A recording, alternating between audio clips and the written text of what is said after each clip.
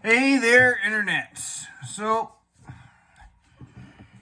there's things everybody talks about.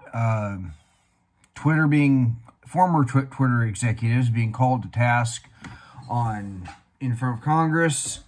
Of course, there's drama among all the YouTube creators the last week. You got Project Veritas trying to fire their founder, and Tim Pool and the Jeremy and the Quartering getting into it, and all this other stuff. And of course, a lot of smaller things, I'm sure. Matt Walsh testifying in Tennessee on a bill regarding banning child sex changes, which is very different than all the blue states. But then there's the stuff that falls beneath the radar that people, because they're not paying attention, not looking at, sometimes it doesn't seem like it matters. And I decided to make that kind of the focus of tonight's Saturday night rant. Because, yeah, I could sit there and spend a few minutes talking about a little of this, a little of that, a little of that, and talk about AOC going off and trying to claim that libs of TikTok posted false information about Boston Children's Hospital, doing child sex changes. Meanwhile, they were posting it on their own website. But I thought, sometimes some stuff doesn't get talked about. And somebody needs to bring it up in this kind of format. Because if nobody else will talk about it, I may as well. And that's that the Biden administration, of course, a year ago, and I will include a link to the executive order. The relevant executive order will be the last link in the list on advancing racial equity and support of underserved communities through the federal government. And there was another one that I didn't read through that one, but it's in the Newsmax article, which will be the top article, because Newsmax doesn't get a lot of super high ratings. And of course, they're in the news because DirecTV dropped them. But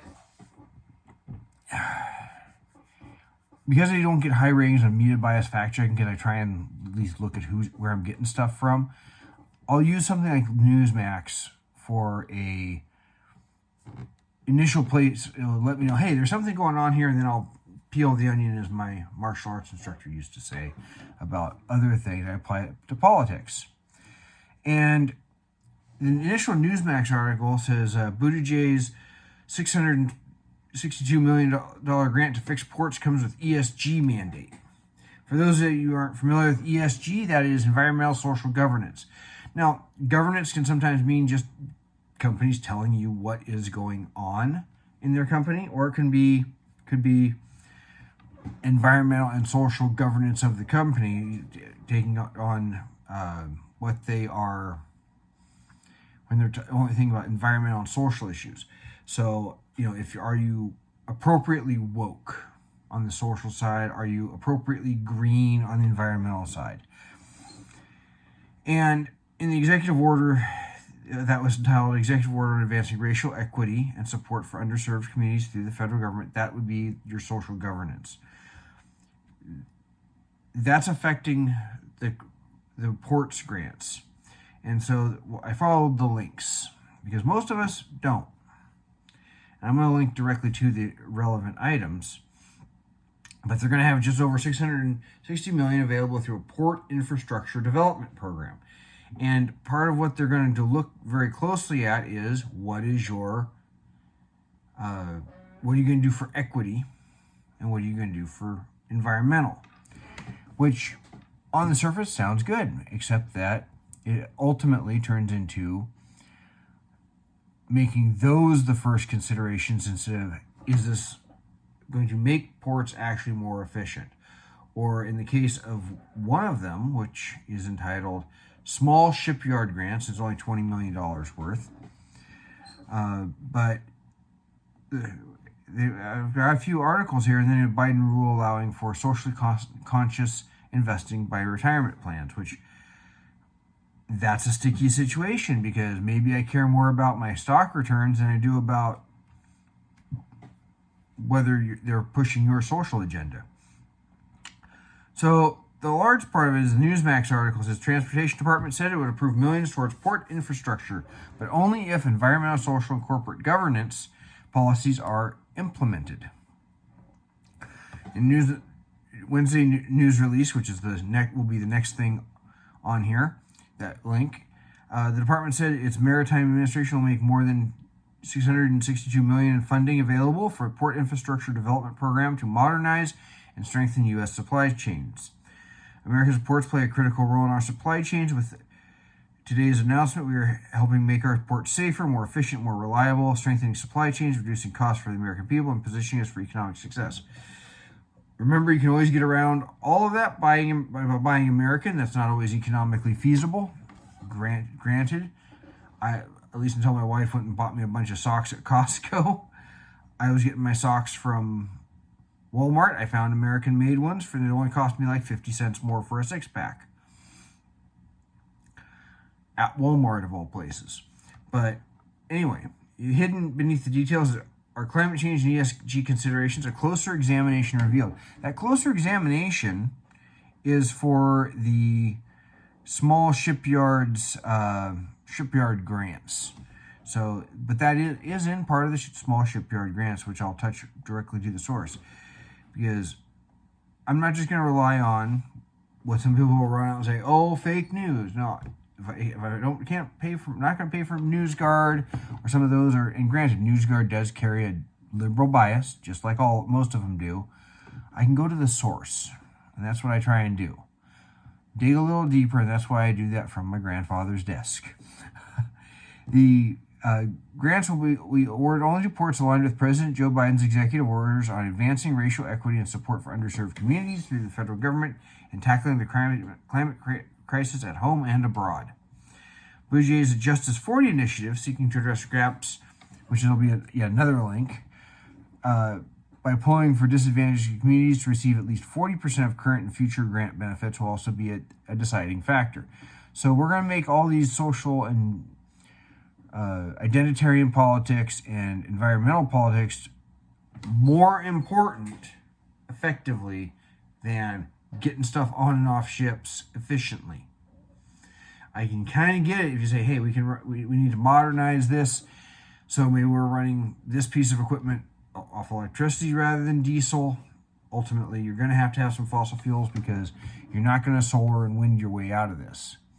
If you're going to go to electric, you need more energy power, more electrical power available. Maritime administrations or officials will consider the extent to which projects advance equity and Justice 40 to promote fairness and opportunity, and may prioritize those projects that receive higher ratings under this selection consideration, the office notice read. This move comes in amid criticism of Biden's administration rule for instituting a new rule in November that permits retirement plan fiduciaries to weigh ESG factors when selecting investments and exercising shareholder rights. Democrat Joe Manchin teamed up with Republicans Shelley Moore Capito of West Virginia and Michael Brown of Indiana in pushing legislation forward that would undo that policy. And it is a policy that is bad. But I don't want to spend all my time on that. I'd rather cover things. So the grant announcement,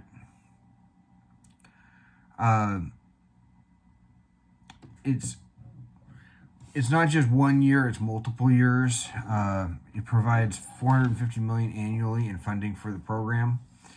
But they've made available over $660 million in fiscal year 2023 for the Maritime Administration MARAD Port Infrastructure Development Program. It talks about rural and urban, all the underserved communities.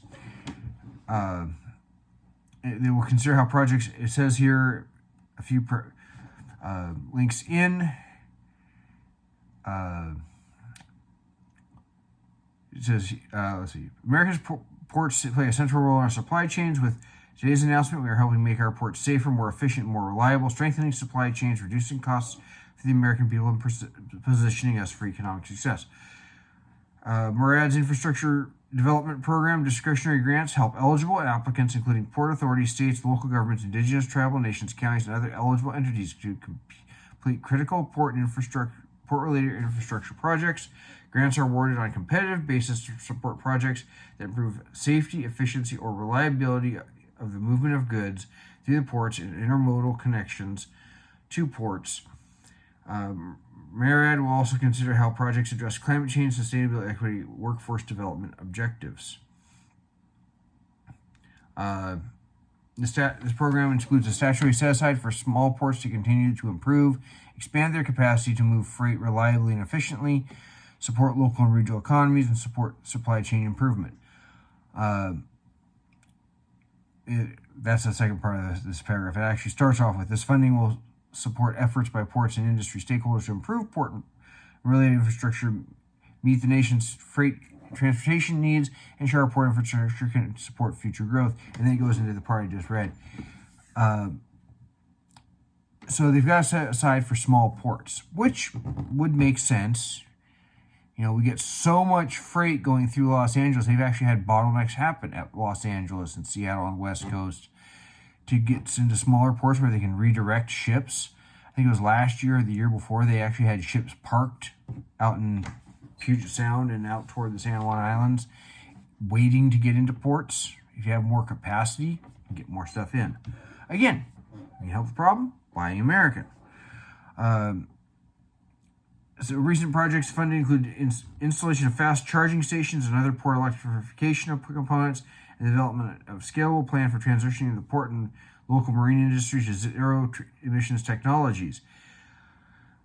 In Jacksonville, Florida, the creation of intermodal rail yard near existing port terminal in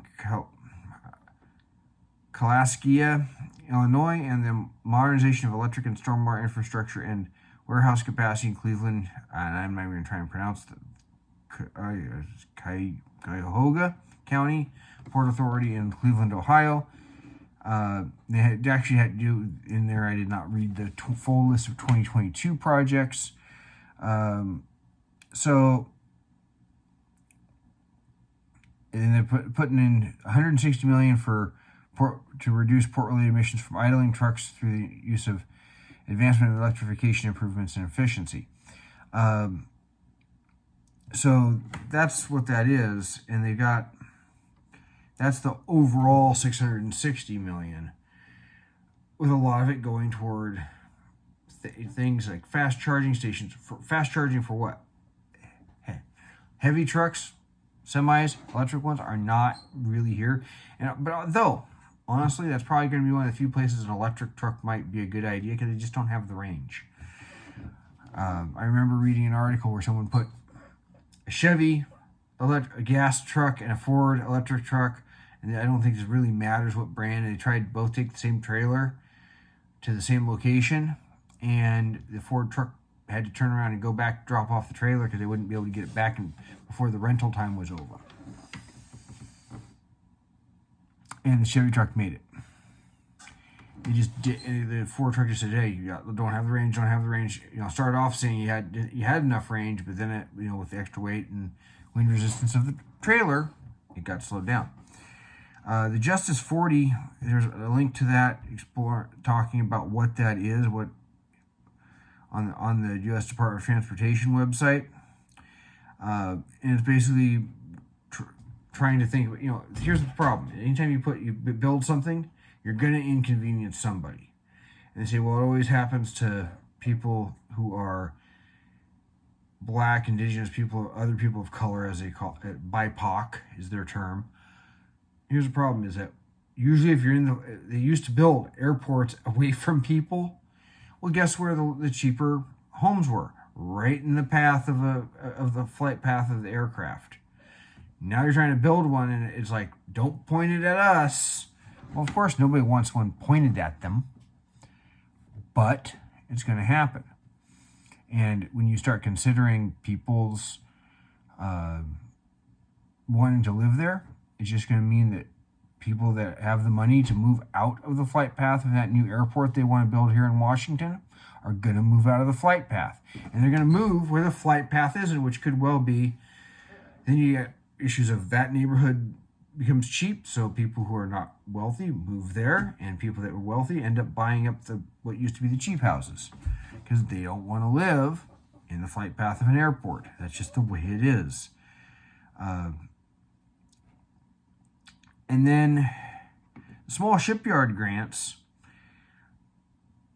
there's only about 20 million set aside for the small shipyard grants.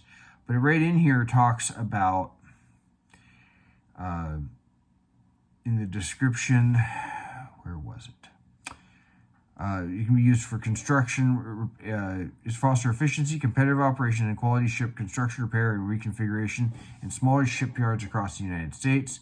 In addition to fostering employee skills and enhanced productivity related to shipbuilding, ship repair, and associated industries. The Jones Act, has been, as far as it's keeping our shipyards going, has been a failure.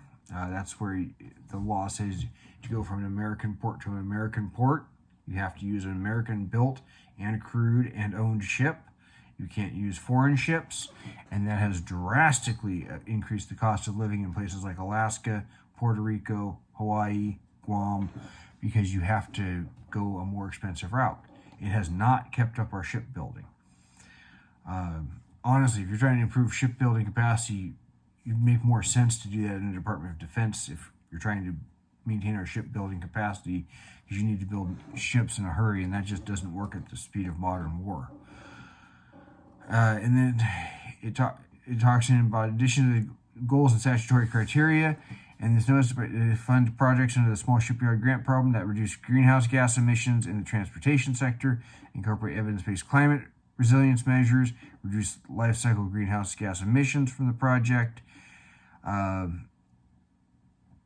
impacts to the air and quality, wetlands, endangered species, and address the disproportionate or negative environmental impact of transportation on disadvantaged communities consistent with the executive order that I, of course, will link to. And several places in here it talks about that issue. And no more than 25% of available funds may be awarded to any small shipyard in one geographic location if they have more than 600 employees. If they have more than 1,200, they can't have more than 1,200 production employees, period. Or 1,200 employees total and 600 production. So here, under eligible applicants, it says the shipyard facility for which a grant is sought must be a single geographic location, may not have more than 1,200 production employees. The applicant must be the operating company of the shipyard facility. The shipyard facility must construct, repair, or reconfigure vessels 40 feet in length or greater for commercial or government use, or construct, repair, and reconfigured vessels 100 feet in length or greater for non-commercial vessels. So if you're building yachts for non-commercial uses. And they got some cost sharing and matching it. The funds could exceed 75% of the total cost of the project. And you're not allowed to have third-party in-kind contributions to satisfy the matching requirement. I think they give a greater award for if you have more than 600 versus less than 600 employees for small shipyards. But it goes all through. But there are several places in here that with ESG issues. And the thing is you're making decisions based on non-business, functional reasons, not, because not everybody agrees on what best for the environment. Sorry, even scientists don't always agree. And on social stuff, you're getting into identitarian politics. Just like with the Biden rule, which is the second to last thing, the executive order will be the last in the links. The new Biden rule allows for socially conscious investing by retirement plans. If I'm a fiduciary, I am responsible for making sure that the performance of the company or of the stock or of the stock fund is to the benefit of the stockholders. It's not to be benefit to some outside group, not to be benefited to some other cause for which I want to be a part of it. And so on November 22, this article in Reuters came out. It said President Biden's administration on Tuesday reversed restrictions imposed under his predecessor Donald Trump on retirement plans. So I'm going to risk my retirement to somebody else's social environmental and social activism, considering environmental, social, and governance factors such as climate change, social justice when selecting investments. The Labor Department announced a final rule first proposed last year by Biden, ordered government agencies to assess climate-related risks to retirement and pension investments. The rule will make it easier for retirement plans to invest in socially responsible funds and companies, though it requires investment decisions to be based on traditional financial factors. Except that now you can include this other factor too. Or with companies that plans that say, we only invest in this, which is not them making a purely business decision.